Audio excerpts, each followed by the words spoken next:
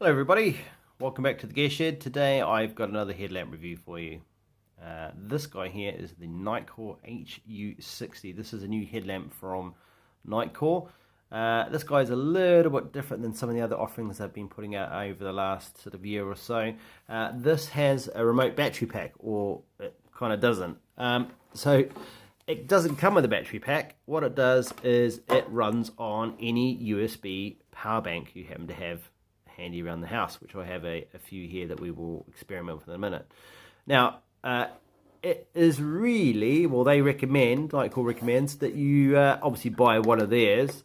The main claim to fame with their battery packs is that they have a recess where this clip goes, so you can't pull this USB plug out of the battery pack while you're using it.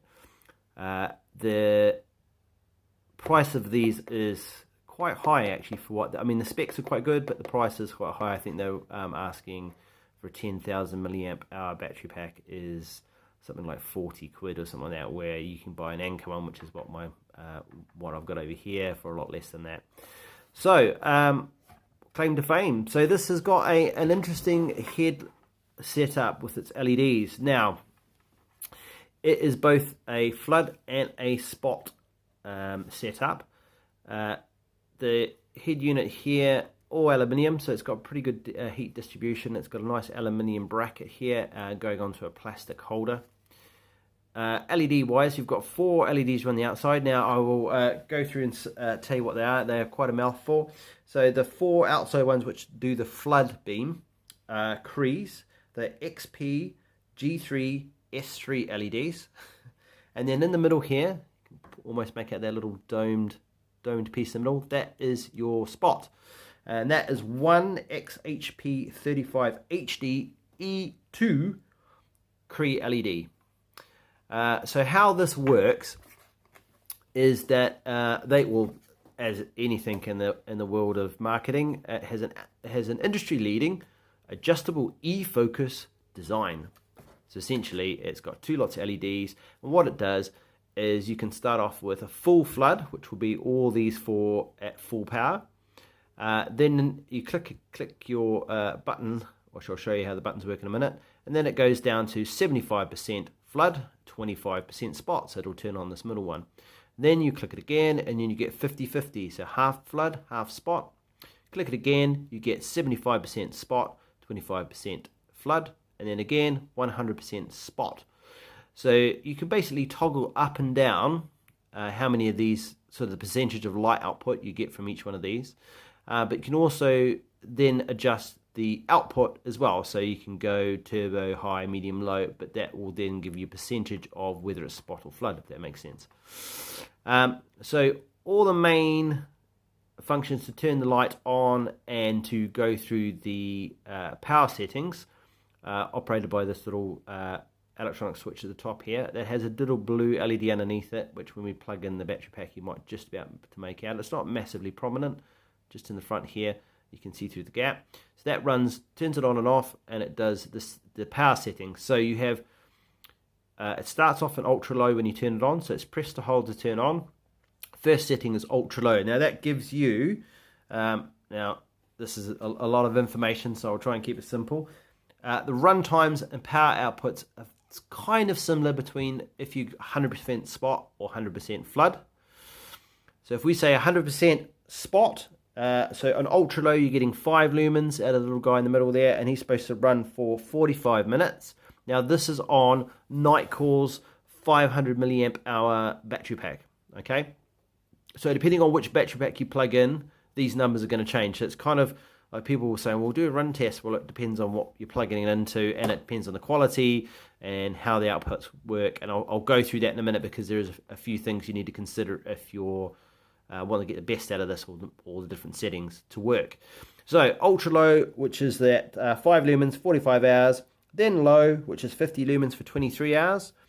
Medium, 200 lumens for 9 hours and 30 minutes. High, 480 lumens for 5 hours, and then turbo, which is 1600 lumens on the spot. That's for 1 hour 30 minutes. Now if you're running the flood, so we'll go from turbo and down, just to make it interesting. So on turbo, it will run those spotlights at 1200 lumens, and it will do that for 1 hour. 480 lumens, 4 hours 30. 200 lumens, 3 hours 30. That's a medium. Low, 50 lumens for 21 hours. And ultra low, 5 lumens for 45 hours. So nowhere in the literature does it stay, when we're talking about the varying degrees of flood to flood, what the run times are. So it's going to be a bit of a mixed bag, I think, depending on what you plug it into, how you've got it set, to what sort of run times you're going to get out of it. Now, on the turbo mode, just a quick rule of thumb here when you're doing this, it specifies in the specs that you need a higher output 18 watt output battery pack, so what they call a Q3, I think it is, a Q2 plus or 3 output. So that's in the region of sort of, I think it's around about 3 amps output to get the turbo mode. If you don't have that, you're not going to get turbo. It will not light up. It'll just be missing from all the settings. So you go ultra low, low, medium, and then it'll just get to high and it cycle back to ultra low. So that's bearing that in mind. So it does depend on the quality of the battery pack, what the power output is, whether it's a quick charge or an older one. And we've got a few here that we'll go through, and I'll just show you how that works. So that does, as I said, that top button there does the power on and off. It does your brightness settings. Now to change whether you've got spot to flood and what proportions, on the head unit down below there are 2 little buttons. One does flood, so if you're 100% flood, it won't change anything. If you're, say, 50% flood and you click it again, it'll go up to sort of 75% flood, keep going till it does 100%. The other button below it is the other way, towards spot. So just basically the 2 buttons then fluctuate which way you're going to go, whether you're going to be more spot or more flood. Now, the top button's quite easy to push. It's reasonably easy to find. I haven't used it with gloves on, but I would think it would be pretty easy to, if you just grab the top of the torch and push your hand down on top of it, you could get it. These guys underneath here, I don't think you have a hell of a show in doing that with gloves on, because you can't, it just feels, it'd be very difficult to do it if you had mittens or gloves or something like that on. So, yes, but we'll get to the reason I think they made these very small in a second.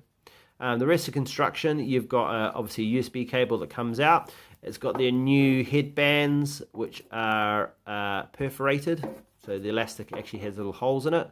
I'm kind of on the fence with this. I had the HC35, which is the 21700 cell headlamp that they had. I replaced that headband on it because I didn't think it was substantial enough for the weight that it carried. It's comfortable, but you can tell there's not much to it. It's very sort of, you know, floppy and not substantial. But I think with this particular setup, it's really here nor there, because the headlamp and everything else in here, we're looking at 117 grams. It's not a massive amount on your head. And because you're not putting a battery pack on it, it's really kind of a moot point. So yeah, you've got a nice long USB cable. This is long enough to go from my big head all the way down to almost my waist, actually, to be fair. Well, we'll go to my waist. I'm 6 foot. It just, as I said before, has ordinary USB plug on there and has this little clip to clip into Nitecore's battery packs, but it will just go into any USB port. The power bank lights up. If we look a little carefully, we can almost see the little battery light coming on there, like that. And then if you click and hold, it's click and hold to turn on, and you can cycle through your settings by pushing that top button. Now the buttons underneath gives you more spot, like that, less spot, get more floody, and that does it in proportion all the way from 100%. So if you did 100% spot, so you just go to the end, it'll stop cycling, and then you push the next button, and that is the to go to flood. First button you push, you get 75% spot, 25% flood. Then you get 50-50, and then you get 75 flood, 25 spot, and then you go all the way to 100% flood. Now, beam color and everything is quite, it's not a warm color. It's quite, it's a white light, which is kind of a standard thing that Nitecore does, but it's not a horrible bluish tint or anything like that. It's not bad, but it is what it is. It's just sort of a standard Nitecore tint that they do. We press and hold to turn off. Now, another interesting claim to fame with this particular torch is it comes with a remote, a Bluetooth remote.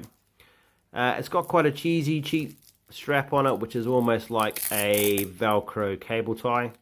So the strap is pretty cheap as an afterthought, but it has, this little remote. So the top here is essentially the top button here. So if you press and hold, it turns the light on. Keep pushing that button, and we cycle through our brightness levels. And then the two buttons underneath, we have a T and a W. So I presume T stands for tight, which is the spot, and W stands for wide. So we click that, and it goes through the floodlight settings. So it's quite a neat setup. I'm usually not really impressed with anything that's got Bluetooth or you have to connect it to your computer to adjust things. I've got an old Petzl React here, which is just, to me now, a paperweight. It's Bluetooth, but you're relying on an app, all that sort of stuff. And I've also played around with a Nano as well, which I wasn't particularly impressed by that either, for a number of reasons. Essentially, it's a layer of rubbish on top of something that should be really simple. It's a headlamp. You don't need to be uploading to social media about what your headlamp's doing. So this guy is a good idea. It's simple enough, and if you lose it, it's not making this a brick. You can still use the headlamp. I think the great thing about this is that you can put it on your sleeve, or one of the things I was thinking when I saw this is you can put that on your bike. So strip this strap off, stick it on your bike, and this would actually sit quite nicely next to your grip on your handles, and you can just go up and down and change your settings without having to take your hands off the handlebar. So it's quite a neat thing for that. Now, so this is low power. Evidently, it's supposed to last 12 months on a battery. It's just a standard little round watch battery, 3-volt lithium one. What I have found though is if you leave this battery pack plugged into here, it does drain the battery pack reasonably quickly. I think because it's essentially, once it's plugged in, it is Bluetoothing to find this. So the parasitic drain is quite high. I had a good quality, this is good quality Anker battery pack, and it did suck it relatively dry quite quickly, which I was quite surprised about because I left it plugged in. So yeah, when you're not using it, take the plug out from there. Now, so battery pack wise, so if you just take a standard old, one of the older Qual, I think it's called the Q2 rating. So this does 2.4 amps out. These two are the older, heavier style Anker battery packs. I think these must have 18650s inside them. This is 10,000 milliamps. This is 15,000 milliamps. Now these guys will not run the turbo setting. So if I plug this in, turbo will be missing, and that's to do with the output of the USB port. So we get ultra low, low, medium, high, and then it goes back to ultra low. Okay, if we take that out and plug the other battery pack we've got in here, which is the Q3, so it's a fast charge, so it's an 18 watt output. If you click and hold, we get our low, ultra low, low, medium, high, and then we have turbo. Okay, so it does depend on the quality of the battery pack as to what sort of outputs you're going to get from it. Yeah, so bearing degree, if you use a decent one, then you should be fine. If you use a cheap, nasty, sort of junky Chinese one, then you will not get the outputs you want. Now, on just a word on output. So turbo-wise, Nitecore has a thing called an ATR, which is Advanced Temperature Regulation. Essentially, what I have found about ATR is that it is just a temperature trigger. So once the headlamp gets too hot, it takes it out of turbo, knocks it down, it'll be a slow decrease down into whatever the next level it is. So it's not an active, I don't find it being an active temperature control, so it doesn't go up and down, depending to be how cold, hot or cold it is. So the 1600 lumen output, so saying that's 1 hour 30, you won't be getting that. You'll be lucky if you probably get, I would say, about 4 or 5 minutes of turbo, and then it's going to go, that's basically just what I've seen when I've used it. Unlike the HC35, which gives you 30 seconds of turbo, despite it saying that it's supposed to run for 75 minutes on turbo, which they're just absolutely straight up lying. I was quite disappointed about that. I was hoping at least, you know, a minute or a couple of minutes. It was just literally 30 seconds, bang, down to the next level. So it's kind of like the turbo is just, it is just turbo, a quick on and off. So I would think generally you'd be wanting to run this in 480 lumens, which from the usage that I have had with it, it does hold that for a very, very long time with a good battery pack in it.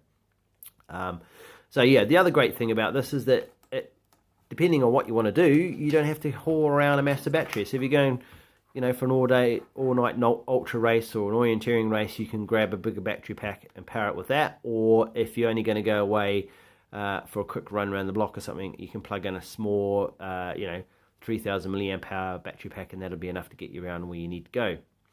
So a couple of things with this. Obviously, you don't get anything to carry this in. So you either put it in a pocket, or what I've done is I made a little battery pack. Just out of some, this is some, what's it called? A Danish M84, maybe 4 it is, yeah, camo material, some Cordura. And then you just pop your battery pack into there. Stick that around your neck. Now the downside is if you don't use Nitecore's battery pack, if I pull this cable, it's going to pull the plug out of the battery pack, which is going to be a bit of a pain because this is going to be buried under your clothing around your neck, so it's going to be hard to get to. So what I did is on the strap that I put on here, I got a little fidlock magnetic, but what's magnetic, they do magnetic clips. This is what they call, I think this is called a snap. And that has a little magnetic guy here, and you just stick them together and that locks it in place. So if I'm pulling on that cable, it's not coming out, it's not pulling on the actual cable of the battery pack, but it's still quite easy to just click off when you need to. So that's maybe something to bear in mind, that yes, if you pull on the cable, it's just going to pop out. Alright, so what I'll try and endeavour to do is later when it gets dark, and I'll add it to the end of this video, is some beam shots to give you an idea of hopefully brightness and what the beam pattern is. The flood is at 100% floody. It is quite floody. It's almost completely flood. And the spot got a bit of range. I think they say 162 meters, which is, I always take with a pinch of salt. Yes, maybe if you're putting it at, shining it towards the street sign, you're going to get that. But yeah, it's not a massive throwy headlamp. But generally with a headlamp, you're wanting something that's a little bit more floody. But it's nice with this setup to be able to adjust that, so you have kind of the best of both worlds when you need it. Alright, so yeah, so that is the Nitecore HU60. Funky Bluetooth remote. I think that it's kind of a great addition. You don't have to have any apps to run it. You don't have to connect it to your phone, any of that rubbish. You can buy these as an accessory, so if you lose them, which I think inevitably you will, you can get a replacement. But if you do lose it and you can't be bothered to replace it, the headlamp still runs perfectly fine without this. Alright, which I think to me is always a bonus. And then also having that ability to run whatever battery pack you want, brilliant. And obviously with that being around your neck, it also will protect it from the cold, so it'd be quite good for climbing, ultras in the winter, dog sledding, that kind of thing. Alright, so yeah, hopefully it's been helpful. As I said, like run times and stuff, it's kind of irrelevant because it depends on which battery pack you plug it into. So unless I go out and buy Nitecore's proprietary battery pack, which I can't find any, I actually wanted one of these small ones, but they just I can't find them anywhere that is a sensible price. They're like 40-50 quid for a tiny little battery pack, when I can pick up a Nitecore, an Anker one for like £15. It doesn't really make sense. Yeah, so all in all, great little torch. Yeah, we'll see how well it does in the future and how long it lasts. All right, so thank you very much. Remember to like, subscribe, comments in the comment sections down below. I don't mind, measuring things and answering questions. And hopefully at the end of this, you shall see some bean shops. Fingers crossed. I'm just using my phone, so we'll see how well they work. Excellent. Thank you very much, guys, and catch you later. Right, outside to do some beam shots. So first up, we can see on the power button, we have a nice pulsing blue LED underneath there, so you can find it if you've remembered to leave the battery pack plugged in. And I've got a nice Anker 10,000 milliamp hour 12 watt battery pack here, one of their sort of second generation battery packs, so that'll give us all the modes, so we can see up all the way up to turbo. So we've got it set for spot. So first up, we're going to power it up, so press and hold, and that's going to give us ultra, what Nitecore call ultra low, which is the cell phone camera's not going to pick up at all. And then we're going to have low. You can see that white thing in the distance there, that's about 8 meters away. That's my crossbow target, so it gives you an idea of distance. So 8 meters to there, that's the low. Medium, you can see that spot forming. High, and then the 1600 lumens with the turbo. So you can see it's quite a decent, it's not a massively concentrated spot, but it's so it doesn't sort of give you tunnel vision, but it's very clear. There's no artifacts in it. There's no noticeable center hotspot at all. It's just a more of a concentrated spot beam.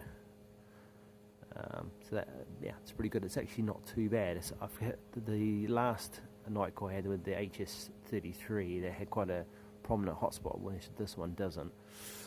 Right, so what we're going to do is we're going to cycle through the flood modes. So one click gives us 25% flood, 75% spot. Then we do 50-50, kind of set changing a little bit there, and then 75 spot, 75 flood, 25 spot. So you can actually see that it's starting to widen out quite a bit, and then 100% flood. Now if we go down and just aim it at the ground here so we can get a better idea of what we're looking at, you can see the camera's not quite picking up. It's actually a bit wider than what you can see there,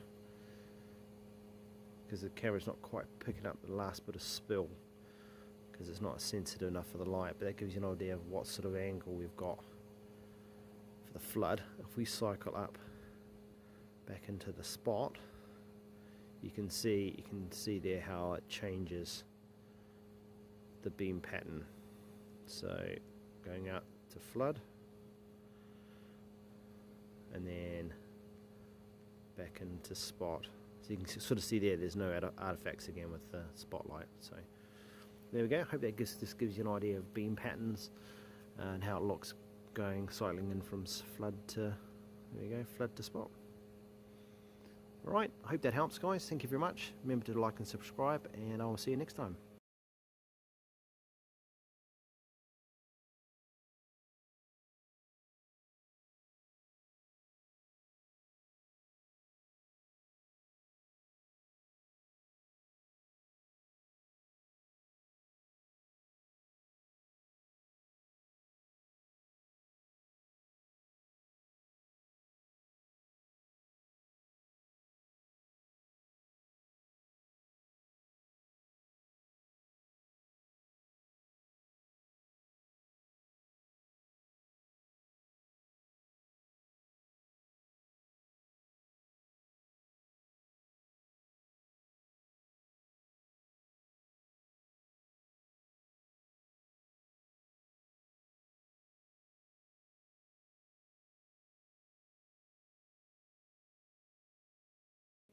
Right, outside to do some beam shots. So first up, we can see on the power button, we have a nice pulsing blue LED underneath there, so you can find it if you've remembered to leave the battery pack plugged in.